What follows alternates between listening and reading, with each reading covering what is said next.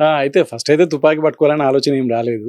ఉమ్, నేను ఈ మండల్ కమిషన్ మూవ్‌మెంట్‌లో యాంటీ మండల్ మూవ్‌మెంట్ రెడ్డిలు పాలిటెక్నిక్ బైకాట్ చేసేయించి రోజు చేసేవాళ్ళనమాట.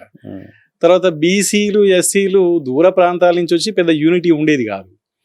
ఇట్లా ఒక 4 డేస్ బైకాట్ చేసి మేము కూడా వెళ్ళిపోవడం. అంటే మండల్ కమిషన్ వద్దు అని చెప్పి వెళ్ళిపోవడం. ఈ 4 డేస్‌లో ఆలోచిస్తున్నాం. మేము రిజర్వేషన్‌లోనే నాకు సీట్ వచ్చింది పాలిటెక్నిక్. నేను కూడా బైకాట్ చేసిపోవడం ఏంది అని చెప్పి ఆలోచించి ఓ 10 మంది బీసీలని 10 మంది ఎస్సీలని ఆర్గనైజ్ చేసుకొని ఓ రోజు క్లాస్ నడిపించినాం 4th డే. ఆ రోజు నా మీద రెడ్డిలంతా కలిసి దాడి చేసి విపరీతంగా కొట్టడం జరిగింది. తర్వాత ఓహో ఇది ఆ విషయం అనుకున్నాం. తర్వాత అప్పటి వరకు లాంఛనప్రాయంగా పీడిఎస్యూలో మెంబర్ నేను.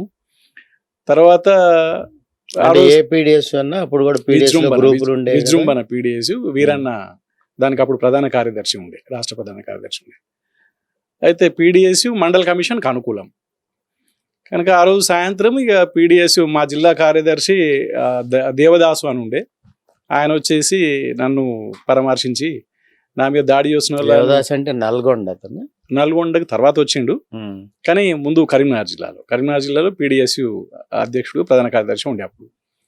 తను ఏం చేసిందంటే ఇక అక్కడ లోకల్ రౌడీ ఉన్నాడు కూరగాయల ప్రభాకర్ అని, ఆయన పిలిపించి సిద్ధేశ్వర్ మీద దాడి చేసిన వాళ్ళ సంగతి ఏందో చూడంటే ఇక ఆ రౌడీలు వాళ్ళంతా పోయి సాయంత్రం పోయి బెదిరించి అదిరించి నెక్స్ట్ డే మార్నింగ్ నాకు క్షమాపణ చెప్పించేసి దాంతో ఆ రోజు నుంచి హీరో అయినాం. కానీ ఆ రోజు నుంచి ఇక నా మీద దృష్టి పోలీసులు పడ్డది. ఇక తర్వాత పోలీస్ టార్చరు తర్వాత ఇదంతా జరుగుతున్న క్రమంలో ఒకరోజు దాసుయే అడవిలోకి తీసుకుపోయి అప్పుడు భూపతి రెడ్డి దళనాయకుడు ఉండే, జోనల్ కమిటీ సెక్రటరీ.